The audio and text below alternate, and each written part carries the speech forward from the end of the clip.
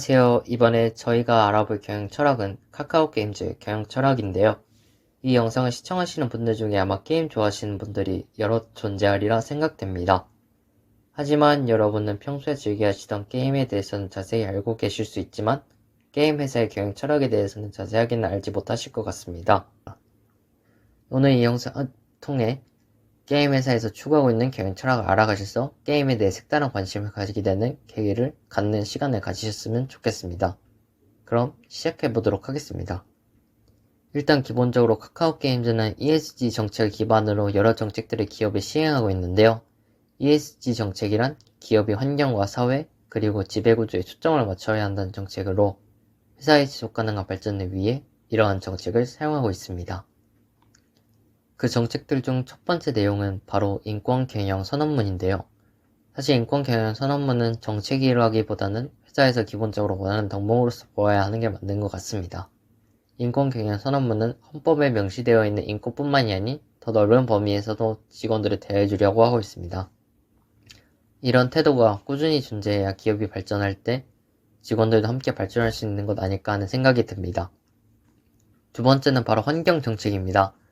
환경 문제를 해결하지 않으려는 모습을 기업이 지속적으로 내비친다면 그 기업은 미래를 보는 것이 아닌 당장의 이익만을 쫓는다고 볼 수 있는데요. 그렇게 카카오 게임즈는 이러한 오해를 받지 않기 위해 이러한 정책을 따르려고 할 겁니다. 당장의 이익만을 보고 미래를 바라보지 않는다면 지속 발전하려는 기업인으로서 자세가 아닐 겁니다. 그렇게 이 정책은 21세기에 없어서는 안 되는 정책으로 볼 수 있습니다. 다음으로 넘어가 보겠습니다. 세 번째는 안전보건 경영 정책입니다.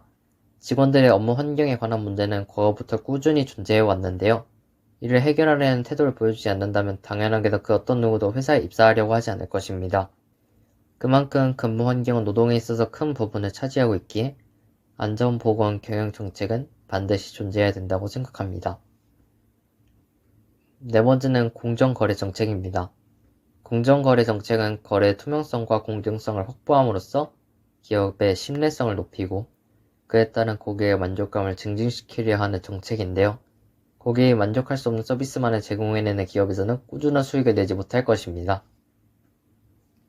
당연하게도 지속적인 수익을 내지 못하는 기업은 얼마 못 가 문을 닫게 될 것입니다. 그렇게 공정거래 정책 또한 기업 운영에 있어서 중요한 정책이라고 볼 수 있습니다. 다섯 번째는 이용자 권익 보호 정책입니다. 이 정책은 이용자의 권리가 무시당하지 않고 충분히 제공되게 해주고 이용자의 의견이 반영될 수 있도록 하는 정책인데요. 이를 통해 기업이 제공하는 서비스에서 발견하지 못했던 단점을 발견함으로써 서비스를 보완하고 그에 따른 고객의 니즈가 만족된 상부상조가 되는 것이죠. 이런 정책이라면 지속가능한 발전에 도움이 될 수 있기에 이 정책도 기업에 있어서 필요합니다. 여섯 번째는 정보보호 정책입니다. 게임 회사다 보니 아무래도 오프라인보다는 온라인에서 이루어지는 것이 많은데요. 그렇기에 고객 온라인에서의 정보 유출을 막아줘야 고객들과의 신뢰도를 높일 수 있기에 기업의 이미지에 있어서 굉장히 중요한 부분이라고 할 수 있습니다.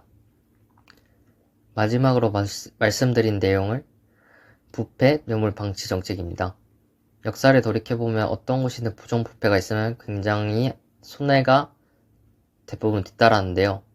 이러한 부정부패가 일어나기 전에 미리 예방을 해놓아야 손해를 막을 수 있을 겁니다. 엎질러진 물을 담으려고 하는 것만큼 의미 없는 짓은 없기 때문이죠. 그렇게 부패 뇌물 방지 정책은 기업의 이익에 있어서 중요하다고 생각됩니다. 자, 이렇게 ESG 정책 기반을 두는 카카오 게임즈의 7가지의 경영 철학에 대해서 자세히 알아보았는데요. 대기업인 만큼 정책 하나하나의 내용이 굉장히 꼼꼼했고 치밀했습니다. 이 정도는 기본을 해야 대기업으로서 성공할 수 있는 거겠죠.